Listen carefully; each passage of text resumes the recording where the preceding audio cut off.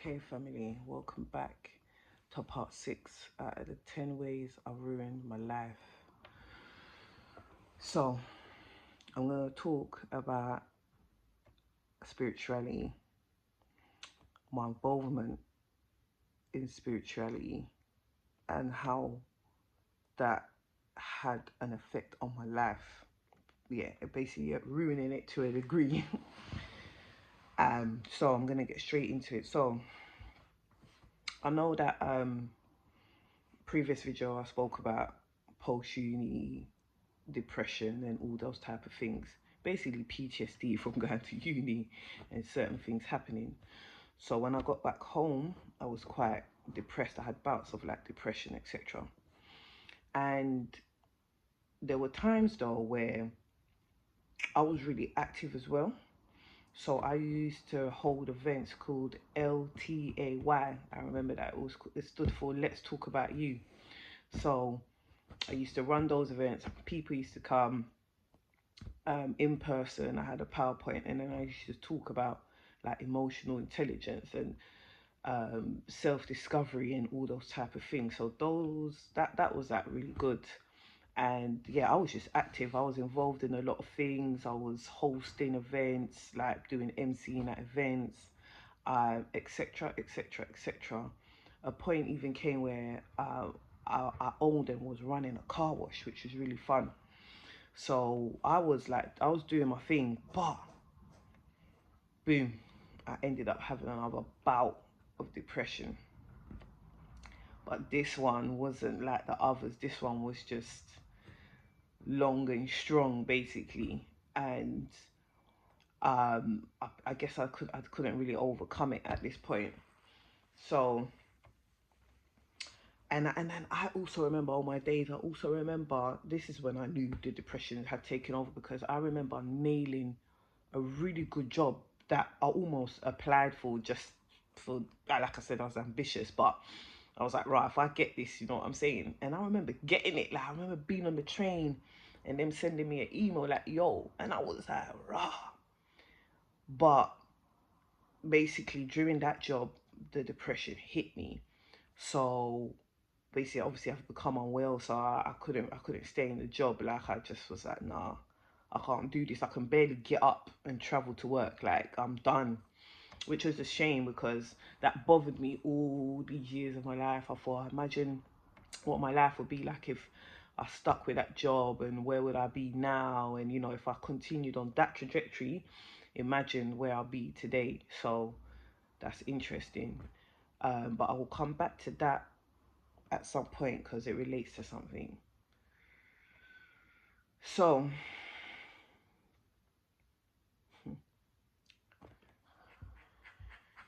so um I'm now, so at the when I was running the car wash, a whole nother separate situation kind of took place with that, but I have to just save that to a whole nother part, so I'm gonna skip that.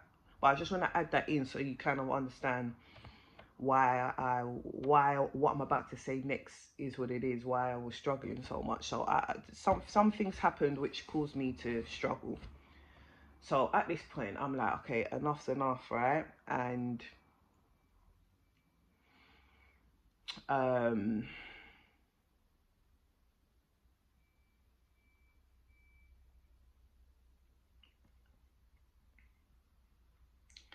so I just gotta take my time a bit to sometimes just to recollect, because it's a bit like, so just give me a minute. um all right, let me say this. So I left the job because I was depressed, based, you know, due to the depression. I was also like, I was a bit of like a runaway child as well, just to throw that in there. So my tendency to like get up and run started to increase around this time. um like, just trying to isolate, just trying to get away, just like, you know what I'm saying? So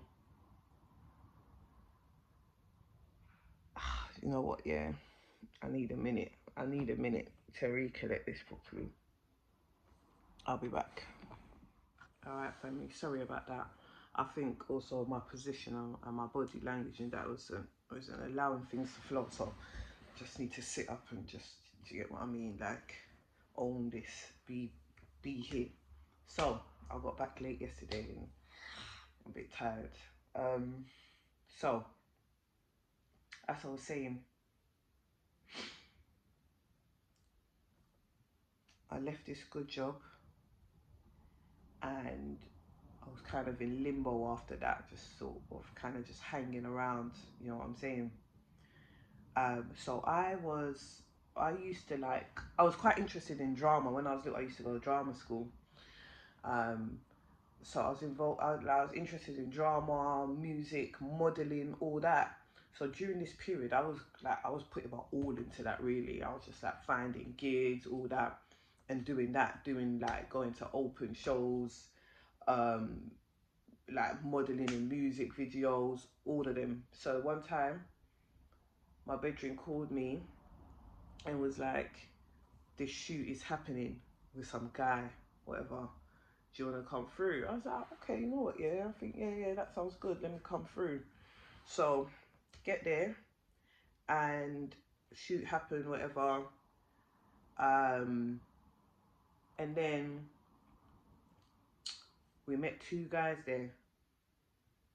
And obviously both, like two of the guys were trying to chat to me in my bedroom.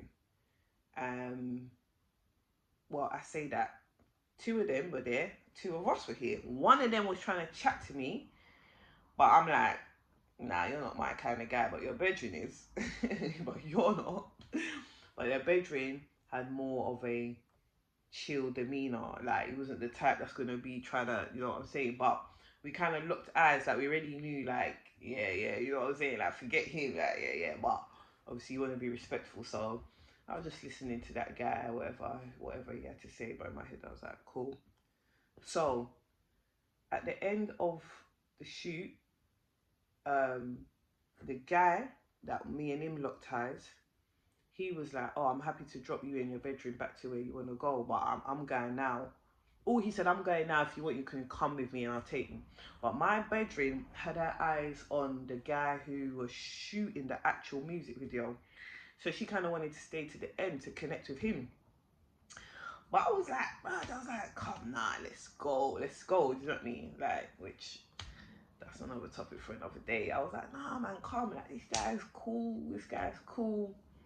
He had a nice range. Like, he seemed like a gentleman. I was like, come, man, this one, forget him. Let's go with this guy. He's gonna drop us home, whatever. So now I know she was pissed. I didn't really realize it then. I guess I didn't care. I was just being selfish, thinking about myself. And she kind of hid it a bit. She was a bit like, she's like, oh, all right, cool, whatever. So me and my bedroom and this guy jump in the car and we drive off. His bedroom that was trying to chat to me before, he's got his own whip, so he's jumped in his car and he's gone. Now we're in this car and then he stops and he's like, I'm getting Chinese, whatever. I'll get you guys some Chinese too. And we were like, yeah, okay, cool. So I think he went into the Chinese shop, ordered food, and he must have paid with like a £50 note. I don't know, because me and my bedroom were staying in the car. But as he's come back into the car, he's given us the Chinese and then he's given me the change. And I remember there being a £20 note and lots of other coins and lots of other stuff. So I'm assuming he must have paid with about £50 to get that kind of change. So I was like, oh, bro, I was like, you're giving me the change. I was like, that's a lot of change. Like, this could buy a whole nother portion of Chinese. So automatically, like, I've taken some of the money and I've handed it to my bedroom at the back. I'm like, yo, you get me? Have some of that. And he's like, no, I've given it to you. And I was like, okay. So it was awkward because I think by that time I had already handed it to her. So I was a bit like, okay, give it back to me then. You know, that was just reflex. Obviously, if I had time to think, I would have been like, yeah, you're giving it to me, so now it's mine. I can do what I want with it, innit? I want to give it to my bedroom.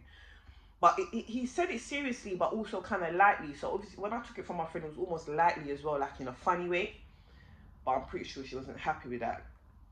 I don't know if later on I gave it to her and was like, still have that. I can't remember, but I do remember that happening. So lo and behold, some way, one way, We got dropped off home and that. But me and that guy obviously kept up our connection. We kept talking, and that's it. So when we were in the car and he was driving, I noticed certain tattoos on his body, on his arms. Now, by that time, I already had one foot in the door in regards to spirituality. Now, I'm using the word spirituality so broadly, and I'm about to associate it with everything I've said, but please understand that spirituality is so broad, yeah? And I'm just talking about a side of spirituality. So, in general, spirituality is basically anything to do with your inner being. Let's just put it as that. Just take that, whether you're a religious person or that. That's spirituality. That's basically just what it is. It's your spirit man. The business associated with your spirit man, yeah? So, but everybody does different ways to engage with their spirit man. So for me, in regards to my spirituality at that time, I was involved in crystals, not really tarot at that time, but just mysticism, fortune telling, which I guess is a form of like tarot. That's type of like spirituality, basically. So, and I believe I had started looking into Kabbalah. How I came across it, I can't remember. And I was into metaphysics as well. So I noticed these tattoos on his body, and those tattoos that he had were if you know tattoos. Like, you might walk past it and see it and just think it's a nice pattern, but I knew what they were. I was like, oh, that's associated with this, that's associated with that.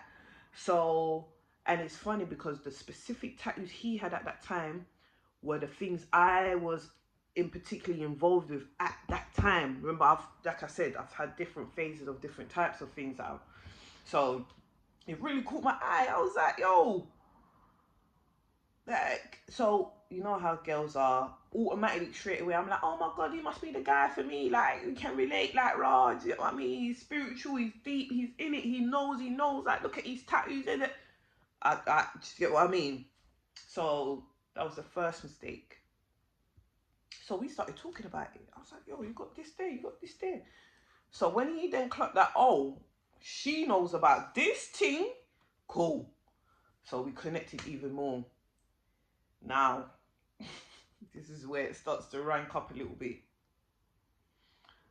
So obviously, me and him are having convos about stuff like this. And one time, he goes to me, I can give you something here, or I can show you something that will let you have a genie in your life. I was like, what? He's like, yeah, the genie, I'll give you something for you to summon, and the genie will appear, and you tell the genie what you want, or blah blah blah. And I remember thinking, like, what? Like, the guy that was in jail before, and he was giving me a little bit of spirituality touch here, there, that was light work. This is what I mean when I say you get eased in. He had given me the baby version that built up my muscle to the point that when I saw certain things, I knew what they meant. And obviously that will connect you. It's almost like real recognize real, yeah? So now I'm in a position where I'm linking a man who's talking to me about summoning genies. In other words, summoning demons to make my requests.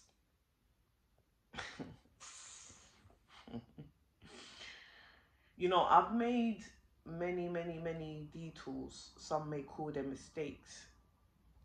But even within them, my foundation and my grounding as a Christian protected me. And that's why the scripture says, train a child in the way that they should go, and they will never depart from it. Because even within all my shenanigans, I had certain boundaries and values. And to hear Genie coming in my room, I knew. Because imagine, with the way my brain was so fried, weed, all these things, I could have easily accepted that. And I'm pretty sure I will not be doing this video with you now, because he said, yeah, the genie, whenever you want, it will, you can call it and it will come. But I know a time would have come where that genie, without me calling it, it would have started to appear regardless. And there would have been nothing I could do about it, and it would just be a part of my life forever. And I think actually he made that comment. He did say something like, oh, but once you do this and accept this genie, it will be with you forever. So I remember that bit, but that's the bit that made me realize, okay, if the genie's going to be with me forever, that means it can start popping up on me whenever, even though I haven't called it. So I was like, let's leave that one, yeah? That should have been my sign to say, leave this, like, step away from this guy, because he's basically telling you I'm on things, right? And this isn't the first guy that I've been like, because the guy, that old man that was seen a long time ago when I was 18, there was a time where I went to his house, and I remember noticing he had some table, and on the table there was like some little candles and some tutu statues, and I remember thinking, what's going on there? But I brushed it off because there was a Bible in the middle open. Now, that don't really mean nothing. If you know, you know. People use the Bible for rituals too. But I just wanted to brush it off. Plus, I wasn't like deep on the Christian thing anyway. Obviously, because whenever I go to that man's house, it's weed and it's sex. So I'm not on no Christian thing anyway. So even though I'm seeing basically voodoo or whatever, something going on, I'm just numb to it. I'm just ignoring it. So like I said, so basically from 18, I've been tipping my toes in these waters. So yeah, by a certain age, you will be presented with certain things. The devil will come to you eventually because he's warming you up. So I'm vulnerable, I'm depressed, I'm feeling like running away. I'm talking to this guy about it, and he's encouraging me. He's like, yeah, you know what, if you feel that you need space and you want to get away, then da. So he was like my support network at that time, and it gave me that boost. And so I basically ended up running away. I ended up running away for like maybe the third time at this point from my family home, which I guess that can be another part. I don't even need to go into all that right now about my runaway syndrome. But one of the ways he kind of helped me to feel confident to run away, yeah, he said, I'm going to give you another ritual you can do if you want. I said, okay, tell me about it. And now he only shared this ritual with me because he knew that I was aware of like Kabbalah. And by that time, I owned a Kabbalah. I owned 3 Kabbalahs that were written in Spanish, and I used to have them under my bed. Now, at that time, I couldn't speak Spanish, but I just really wanted to get those books. I don't know what, but I just wanted to get them books because what I had learned about the Kabbalah and that is that just looking at it can do certain things for you. So whether it was Spanish or not, that wasn't the point. Whether I could read it or not, that necessarily wasn't the point. Just me looking at it and allowing them lines to, you get me? So I had those books. So he said to me, I'm going to give you another ritual. If you want, you can do. I said, okay, talk to me about it. He said, on 31st night, you get your Bible, you go to this book, you go to this chapter, and you read that one chapter, like, I think it was like 72 times. So this is what I'm talking about, the Bible, how it was used. So when I saw the Bible at my man's house and I thought, the Bible's come again. And I was raised on the Bible. So he said, do this, read it. that time. When you do this ritual into the new year, basically, you'll never be broke again. He goes, even if your account goes down to 50p, it will never go down to zero. I was like, bro. Now, years later, when I shared this story with my dad, and I told my dad this bit, my dad said to me, what kind of stupidness is this man talking about? Because what can 50p do for you? So you might as well have gone to zero. And I was like, my dad, I was like, yeah. So it showed the state of my brain that I didn't even have any ration, that I was gone. Because one man said that to me and it sounded like the smartest thing and the best thing ever. But when my dad repeated it, it sounded like the most stupidest, just nonsensical bullcrap that could ever be said. So like I said in my other videos, fellas, talk to your daughters, teach them and guide them. It is not a job, because if you do not, somebody else will. Are you listening? Good. So, 31st night has come. I'm from a Christian home. 31st night, we all go to church. My dad's a pastor, so we all definitely going to church. We're all going to the same church. We're all going to this church. I didn't want to break my parents' heart too much. I didn't just tell them, I'm not coming. This 31st night, I'm not coming. What I said was, I'm tired, I'm sleeping. So you guys go ahead. I'll join you after. Because I'm driving, so I'll come maybe an hour after. So they were like, okay. And they left. Once they left, prepared myself, because he said, you know, make sure you bath and you're clean and all that. So I think I got in the shower, cleaned up myself, whatever. Opened the Bible, started doing it. Made a tally list, because I got to keep up with the 72, and you can lose track after a while, especially when you're the chapter that I'm reading is not a short one.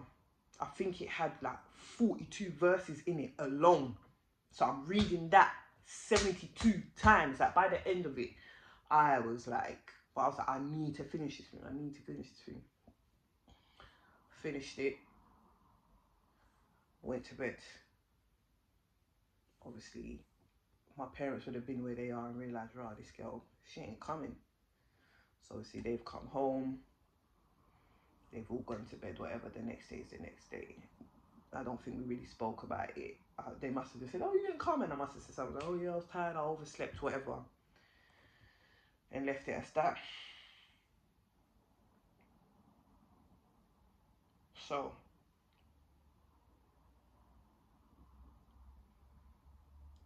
spirituality, the type I was involved in, made me very susceptible to men like him, to rituals like that, etc. Things happen later on in life that sometimes I'll sit down and I'll think, oh, is it that ritual that I did them years ago that's giving me troubles and these issues and that? Every now and then I'll sit down and I'll think, is it that thing? Is it that thing? Is it that thing? And I say that because after some time, without going into too much detail because it's sensitive details, this guy basically robbed me and left me for half dead. That's just how I'm going to leave it as that. So after that, obviously came to wake up and realize this guy's not a good guy. So after that, you start to think, well, what was that ritual about? Maybe that ritual was me giving him my soul. Like, he's told me it's this. I don't have no education, so I don't know what that ritual really was. I don't know what I really did. You understand? So, like I said, later on, certain things were happening in my life, and I was like, it started to hit me like, is it because of that thing that I done?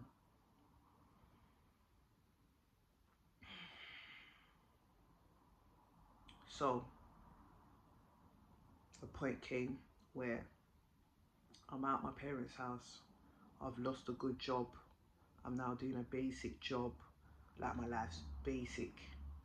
I'm living in a shared accommodation. I've got my own little room, sharing everything else, and I'm just like, ugh.